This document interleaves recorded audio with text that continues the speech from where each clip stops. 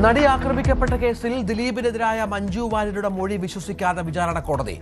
കോടതിയിലെ പല വെളിപ്പെടുത്തലുകളും അന്വേഷണ സമയത്തെ മൊഴിയിലില്ലെന്ന് കോടതി. ദിലീപിന്റെ അഭിഭാഷകന്റെ ക്രോസ് വിസ്താരത്തിൽ മഞ്ജുവിന്റെ മൊഴിയിലെ വൈരുദ്ധ്യങ്ങൾ തെളിഞ്ഞുവെന്നും കോടതി.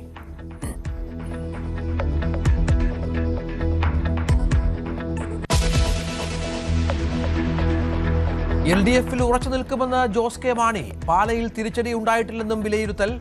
തദ്ദേശ തെരഞ്ഞെടുപ്പിലെ തോൽവി വിലയിരുത്തി ഇടതുമുന്നണി. പ്രതീക്ഷിച്ച വിജയമുണ്ടായില്ലെന്ന് വിലയിരുത്തൽ. ആഴത്തിൽ പരിശോധിക്കുമെന്ന് LDF കൺവീനർ.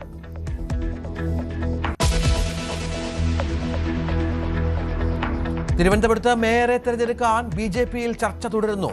17 ശേഷം തീരുമാനം.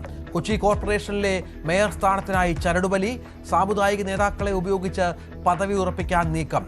കോഴിക്കോട് CPM മേയർ സ്ഥാനാർത്ഥി ആരെന്ന് നാളെ അറിയാം.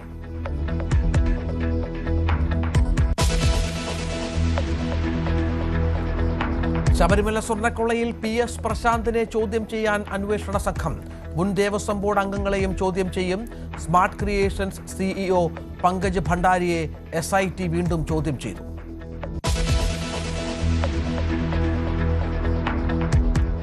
ദേശീയ ഗ്രാമീണ തൊഴിലുറപ്പ് പദ്ധതി പൊളിച്ചെഴുതുന്ന BBG റാംജി ബിൽ ലോക്സഭയിൽ. ശക്തമായ എതിർപ്പുയർത്തി പ്രതിപക്ഷം.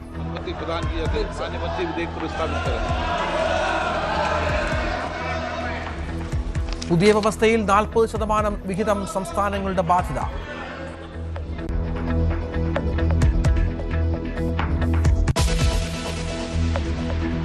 ഭീകരതയ്ക്കെതിരായ പോരാട്ടത്തിൽ ഇന്ത്യക്ക് പിന്തുണയുമായി ജോർദാൻ. ശക്തമായി ഒപ്പമുണ്ടാകുമെന്ന് ജോർദാൻ രാജാവ് അബ്ദുള്ള രണ്ടാമൻ. വിവിധ മേഖലകളിൽ സഹകരണം ഉറപ്പാക്കുന്ന കരാറിൽ ഇരു രാജ്യങ്ങളും ഒപ്പുവെച്ചു.